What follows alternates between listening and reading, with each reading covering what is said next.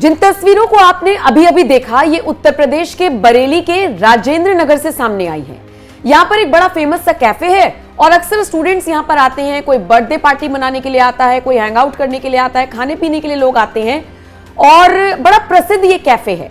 लेकिन हाल फिलहाल ये कैफे उस वक्त चर्चा में आ गया जब यहाँ पर एक बर्थडे पार्टी चल रही थी और कौन है मुसलमान ये पूछते हुए बजरंग दल के कुछ कार्यकर्ता पहुंचते हैं इस कैफे में और न सिर्फ जो छात्र वहां पर मौजूद थे उनका नाम पूछकर उन्हें मारना पीटना शुरू कर देते हैं, बल्कि इसे लव जिहाद का एंगल देने की भी कोशिश करते हैं और इसी के साथ जो नुकसान करते हैं कैफे का वो अलग।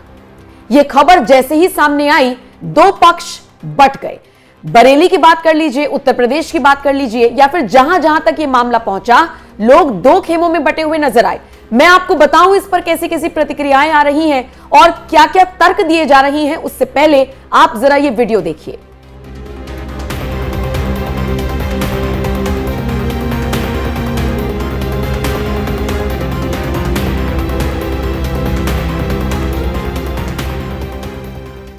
वीडियो में आप साफ तौर पर देख सकते हैं कि एक कैफे में घुसकर कुछ कार्यकर्ता मारपीट कर रहे हैं कुछ स्टूडेंट्स के साथ। बजरंग दल के ये कार्यकर्ता बताए जा रहे हैं और इनका आरोप यह था कि यहां पर लव जिहाद हो रहा है, यानी कि मुसलमान लड़के हिंदू लड़कियों को लाकर उनके साथ गलत कर रहे हैं, उनको बरगला रहे हैं, दोस्ती के बहाने आगे बढ़ने की कोशिश कर रहे हैं।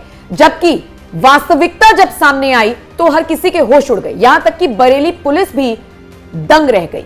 सबसे पहले तो बजरंग दल के कार्यकर्ताओं ने जिस तरीके से तोड़फोड़ की और इस पूरे मामले को लव जिहाद का एंगल देने की कोशिश की, उसके बाद पुलिस ने जो मुस्लिम युवक वहां पर मौजूद थे उनके खिलाफ एफआईआर दर्ज की थी। लेकिन बाद में जब कैफे के मालिक ने शिकायत दर्ज कराई, उल्टा जब केस पढ़ने लगा तो फिर पुलिस ने बजरंग दल के खिलाफ, उसके कार्यकर्ताओं के खिलाफ भी एफआईआर दर्ज कर ली है। हुआ ये कि बरेली के राजेंद्र नगर में एक कैफे में एक बर्थडे पार्टी चल रही थी। बताया जा रहा है कि नर्सिंग के छात्र यहां पर पार्टी कर रहे थे। बजरंग दल के सदस्यों ने अचानक से हमला कर दिया। हमलावरों ने लव जिहाद का आरोप लगाया, कहा कि इसमें वो मुस्लिम लड़के भी हैं जो यहां पर लव जिहाद कर रहे हैं। अब देखिए, जब बच्चे कॉलेज में पढ़ते हैं, जब बच्चे जिन्हें आप स्टूडेंट्स कह सकते हैं, तो उनका आमना सामना हर तबके से होता है।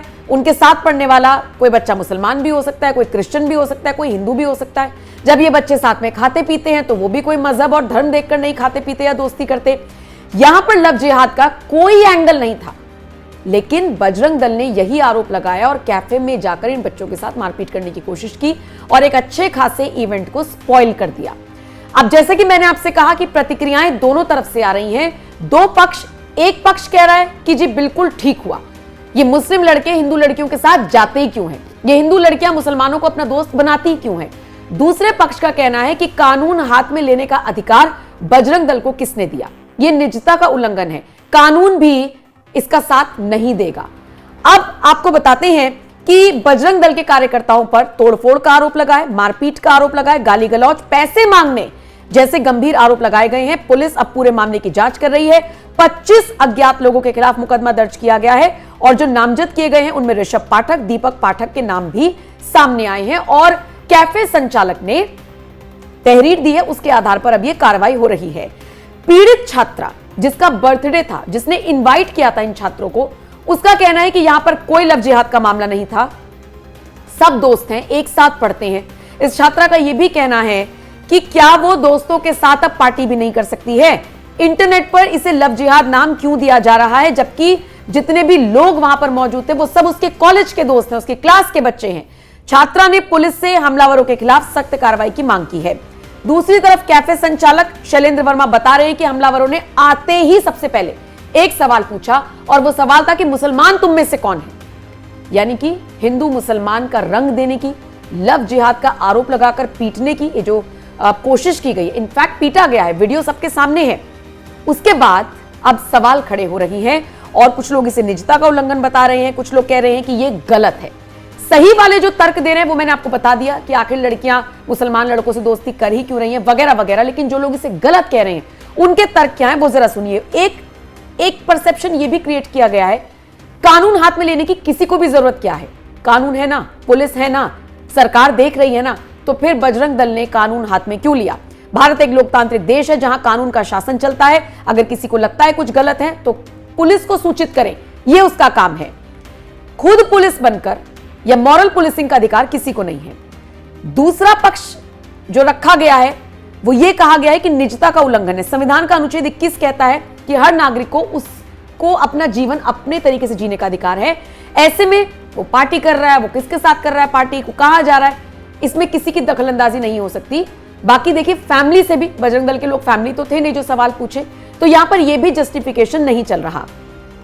लव जिहाद जैसे शब्दों का इस्तेमाल करना बिना किसी तर्क के, बिना किसी सबूत के, जबकि लड़के लड़कियां कह रहे हैं कि सब आपस में दोस्त हैं, पढ़ते हैं, सिर्फ एक नॉर्मल पार्टी चल रही है, तो ये सामाजिक वैमनस्य फैलाने वाली बात है। ये भी आरोप लग रहे हैं। कुल मिलाकर देखा जाए तो एक वीडियो वायरल होता है, बरेली से पूरा मामला सामने आता है, पुलिस पूरे मामले की जांच कर रही है, लेकिन इन सबसे इतर बजरंग दल की इस कार्रवाई पर लगातार सवाल खड़े हो रहे हैं। देखिए, ये खबर मैं अब आपके हवाले छोड़कर जा रही हूं। आपके हिसाब से क्या सही हुआ, गलत हुआ, गलत हुआ तो क्यों हुआ, सही हुआ तो क्यों हुआ, क्या करना चाहिए इस केस में? कमेंट सेक्शन में आप अपनी राय हमें जरूर दीजिएगा। बाकी अपडेट्स के लिए आप एनएमएफ न्यूज के साथ बने रहिए। एनएमएफ न्यूज की वेबसाइट पर जाकर आप अपडेट्स ले सकते हैं और बाकी हमारे और भी प्लेटफॉर्म से, जैसे कि इंस्टाग्राम, फेसबुक, ट्विटर, वहां पर भी जाकर आप अपडेट्स ले सकते हैं। शुक्रिया इस वीडियो को देखने के लिए। अपनी राय जरूर दीजिएगा। नमस्कार।